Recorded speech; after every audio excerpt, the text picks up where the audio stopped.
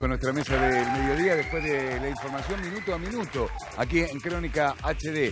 Dijimos que teníamos presente al doctor Fernando Rampazzo, abogado previsional, también a Manuel Zunino, consultor, porque queremos saber justamente la sensación térmica del ciudadano, de la ciudadana, hoy en esta transición.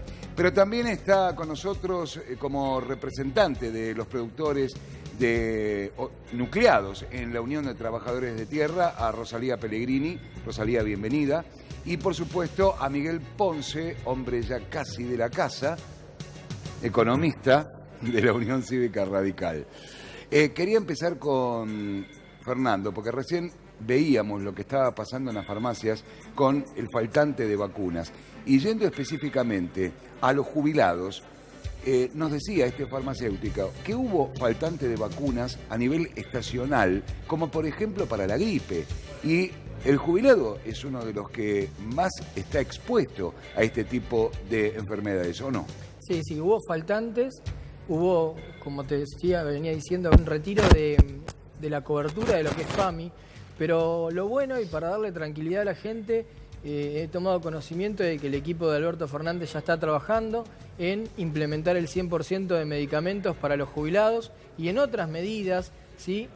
Para implementarla a pocos días de que asuma. O sea, esto a modo de que la gente se quede tranquila que viene un gobierno con sensibilidad social que se va a ocupar de ellos, a diferencia de lo que pasó estos 4 años. Sí, hoy hacíamos mención justamente a un tuit de Alberto Fernández que hablaba con respecto a los 61 casos de sarampión que ya hay y que no puede ser que falten vacunas. Esto que vos mencionabas recién no solamente pasó con las vacunas, sino que pasaba con medicamentos por ahí más cotidianos o de uso común del jubilado, que iban a la farmacia y no lo encontraban, ¿no? Tenían que abonarlo, buscarlo en otro lado, no lo cubría PAMI y tenían que pagarlo de su bolsillo. Seguro. Sí, hemos estado mencionando también el tremendo aumento que tuvieron los medicamentos en estos últimos 5 o 4 años. Sí. Hay medicamentos que aumentaron hasta un 1400%, cuestión que solamente esto pasó porque el gobierno le permitió a los laboratorios el aumento desmesurado por encima de la inflación y por encima de cualquier otro parámetro económico, ¿sí?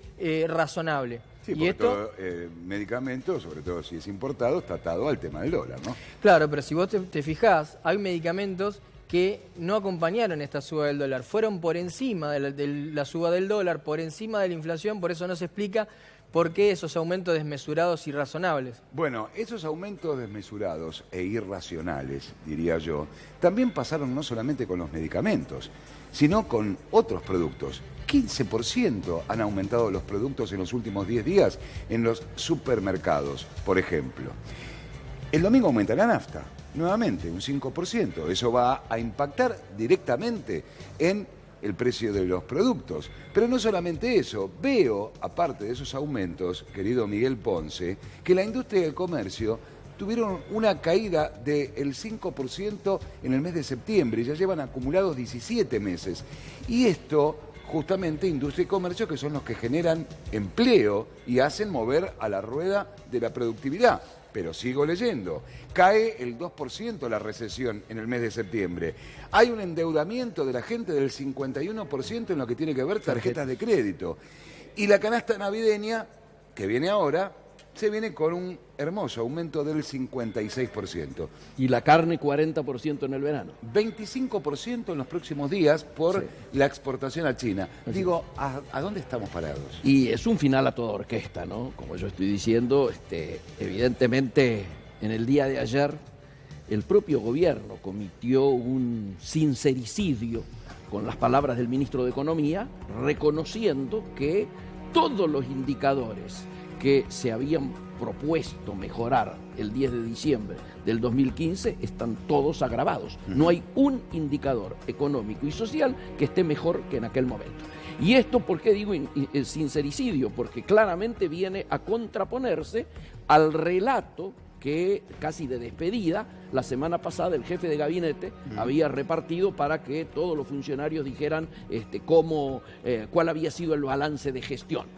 Yo creo que esto que vos traés, varios de estos elementos son muy particulares. Uno, llevamos 14 meses de superávit comercial, es decir, un superávit comercial que lo estamos calificando como no virtuoso. ¿Por qué? Porque ahora, con este dato que vos das, ya van 17 meses seguidos de caída industrial. Claro. Yo hoy voy a participar dentro de pocas horas en el primer congreso de la Mesa Nacional PYME. O sea, es la primera vez que se logran nuclear todas las pymes, precisamente para plantear un desarrollo inclusivo y llevarle al nuevo gobierno las medidas que son a esta altura inevitables, porque vos bien traes el endeudamiento del 51% en tarjetas. Imagínate lo que es el endeudamiento de las pymes, endeudamientos en términos fiscales, endeudamientos en términos impositivos, y están tratando todos previsionales. Y las tasas de interés. Las tasas de interés, ni hablemos. Por eso es fundamental que rápidamente haya una respuesta en la línea de las expectativas que se han creado en la campaña. Rápidamente tiene que haber una respuesta para este plan contra el hambre que propone el gobierno electo de Alberto Fernández. Se está trabajando mucho con eso a través de quien va a ser el futuro ministro de Desarrollo Social. Estamos hablando de Daniel Arroyo, y muchos tienen que ver los productores en esto. Y justamente la Unión de Trabajadores de la Tierra tienen que estar dentro de este plan contra el hambre. Y Rosalía, ¿están con este plan? ¿Cómo estás? Sí, ¿cómo andás? Sí, efectivamente, nos hicimos escuchar, se ve, y saludamos nuestra inclusión al Consejo. Ajá. Un consejo en el cual hay actores y sectores de punta a punta, ¿no? Nosotros podríamos decir que estamos nosotros y nosotras, la UTT, los del verdurazo, y hasta del otro lado de la punta está la sociedad rural. Sí. Nosotros creemos que hay parte de los puntos de este plan, de hecho nosotros somos partícipes de alguna manera con lo que tiene que ver con poder pensar la alimentación fortaleciendo a este sector de los pequeños productores, fortaleciendo quienes producen alimento en Argentina. Entonces saludamos nuestra integración ahí y bueno, vemos con expectativa, esperemos que todo esto se lleve adelante. Nosotros entendemos que hay que apuntar a que los productores podamos acceder a la tierra, hay que resolver el tema de la tierra, porque si nosotros podemos acceder a la tierra, podemos bajar los costos de la producción, podemos empezar a producir de manera agroecológica, que es un proyecto que la UTT lo viene llevando adelante. Y por ende aumentar la producción. Y aumentar la producción y además llevar un alimento a todos los sectores, sobre todo los sectores populares, un alimento sano, sí, a buen precio, que lo estamos demostrando con los mercados, con los almacenes, con las ferias que venimos llevando adelante.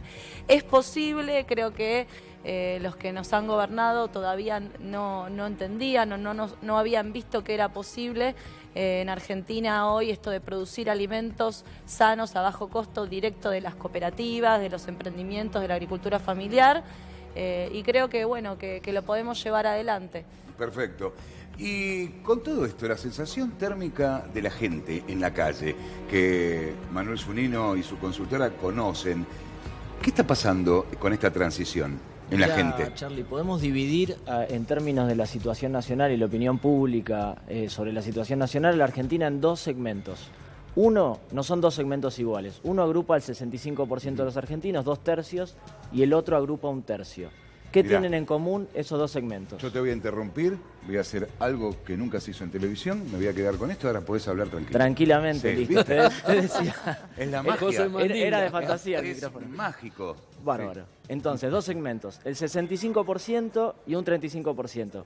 ¿Qué opina ese 65%? Rechaza o se evalúa negativamente el gobierno de Macri, rechaza su gestión y a la vez siente expectativas positivas respecto a lo que se viene. Ajá. Del otro lado, el 35% es lo que logró abroquelar Mauricio Macri, que todavía considera que es un dirigente con imagen positiva, que aprueba algunas cosas de su gestión, no todas, y que tiene incertidumbre o sensaciones negativas con lo que se viene. Pero me la parece... gente que tiene ahora, tiene esperanza, tiene angustia, tiene preocupación, tiene miedo a quedarse sin trabajo. Lo principal es la esperanza. La esperanza. La esperanza es el sentimiento principal. Del otro lado, el temor es muy bajo, estamos en entre un 11 y un 12%, y después hay una cuota de incertidumbre en el medio. Incertidumbre que está dentro del 25%, pero te digo, las sensaciones negativas están agrupadas en un segmento del 35%. La amplia mayoría, 2/3 de los argentinos, tienen expectativas positivas. Incluso dicen que sienten que pueden aguantar 6 meses, 1 año, si las cosas van mejorando paulatinamente. Lo que imagina la gente es que se viene un gobierno, como decían en la mesa, con mayor sensibilidad social. Y eso ya es un montón. Obviamente. Sensibilidad para los jubilados, por ejemplo, porque se habla de bonos en distintos gremios que ya se están arreglando prácticamente para fin de año. ¿Y los jubilados? Bueno, una de estas medidas que te mencionaba, que ya tienen carpeta y ya están trabajando en su implementación, es un aumento de manera extraordinaria, aparte, ¿sí?, del aumento que ya está por la ley de movilidad establecido, del 20% para recomponer jubilaciones, para recomponer los saberes en general, ¿sí? Pero no solamente se está trabajando en recomponer jubilaciones, se está trabajando en un programa para contener al adulto mayor en su universalidad. ¿Por qué? Tenemos un sector, como yo también lo vengo mencionando en distintos medios desde hace 2 meses, vos tenés un sector que va de los 60 a los 65 años, que en muchos casos tienen los años de aporte, pero no se pueden jubilar. En otros casos tienen la edad, pero tienen que acceder a una PUAN, esta es la pensión para el adulto mayor que estableció Macri, que es el 80% de una jubilación mínima. O sea, la pregunta es, ¿va a haber aumento para los jubilados? Va a haber aumento. ¿De cuánto? El aumento por ley, ¿sí? Sí. Por la ley de movilidad es del 8% Esto en es diciembre. lo que viene en diciembre. Lo que viene en diciembre. Ahora, pero en el futuro, va a haber con un el aumento. 8% no hacemos nada. Exactamente, por eso va a haber un aumento extraordinario, eso no tengo dudas y lo van a implementar. Ahora, si no se frena la inflación, todo aumento que se vaya otorgando va a ser insuficiente. Por eso, en principio, va a estar el aumento para recomponer la pérdida que sufrieron los jubilados contra la inflación en estos 2 años. El otro paso y el gran desafío que tiene el próximo gobierno es tratar de bajar la inflación para que todas estas medidas no queden en la nada y sigan perdiendo contra la inflación de manera paulatina. Fernando, hoy un jubilado, según la canasta básica, es indigente. 17.000 pesos para no ser indigente, dice el INDEC, no lo digo yo. ¿Y el jubilado cuánto gana de mínima? 14.000. 14.000. O sea que hoy un jubilado es indigente. Exactamente, pero tenés otro sector, otro universo de personas que cobran pensiones no contributivas. Sí. Muchos de ellos, personas con discapacidad, con problemas de salud, que cobran entre 5.000 y 7.000 pesos. Si estamos hablando de que 14.000 pesos, que es la jubilación mínima, es insuficiente, 7.000 pesos para este universo de personas que cobran una no contributiva porque en muchos casos tienen problemas de salud, imaginémonos, ¿no? ¿Qué hacen con 7.000 pesos? Claro. Incluyamos lo que él decía en esto que se está conociendo familiarmente como el plan de verano.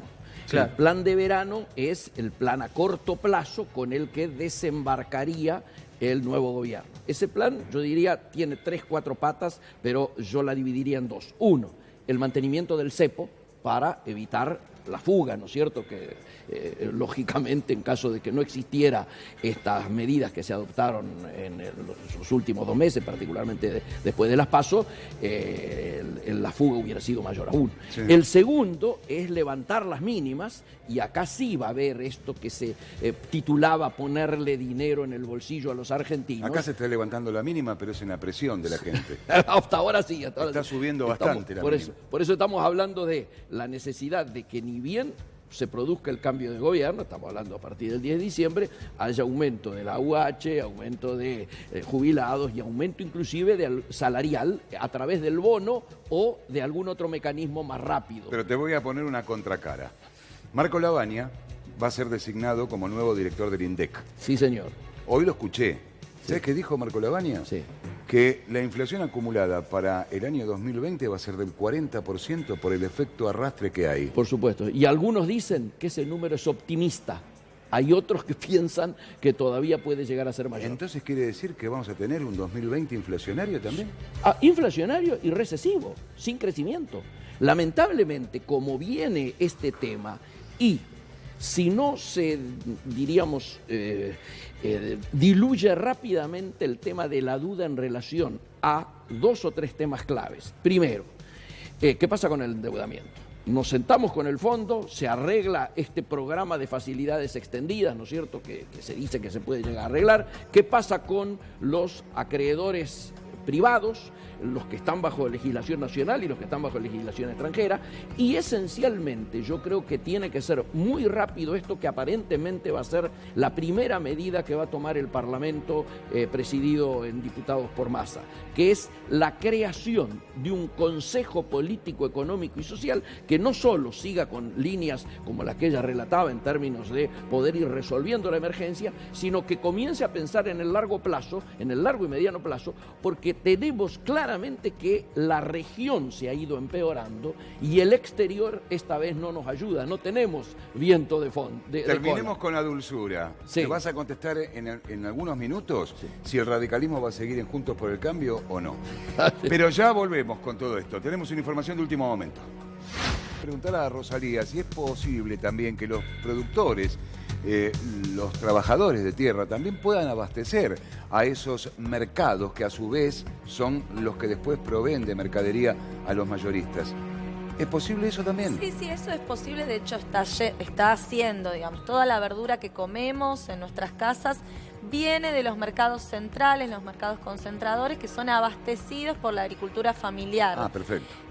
En base al empobrecimiento de nuestro sector, que es lo que venimos, digamos, reclamando y denunciando con los verdurazos, porque el productor es arrendatario eternamente, no hay políticas públicas para generar créditos para poder acceder a la tierra. Por otro lado, lo que se produce es en base a un paquete tecnológico que se paga en dólar, ya sabemos cómo es la situación acá, mientras que vos los insumos los pagás en dólares, después vendés a pesos. Claro, Eso que vendés a pesos te pagan a un valor, monedas. claro. Estamos hablando de diferencias del 400%. Por ejemplo, si ponemos un ejemplo, lo que vamos vos a poner pagás, papas. Claro, ¿Cuánto lechuga, cobran ponele, que es usted? más O del sector de lechuga. donde vengo yo. A ver, ¿cuánto La lechuga está el kilo 70 pesos. Sí.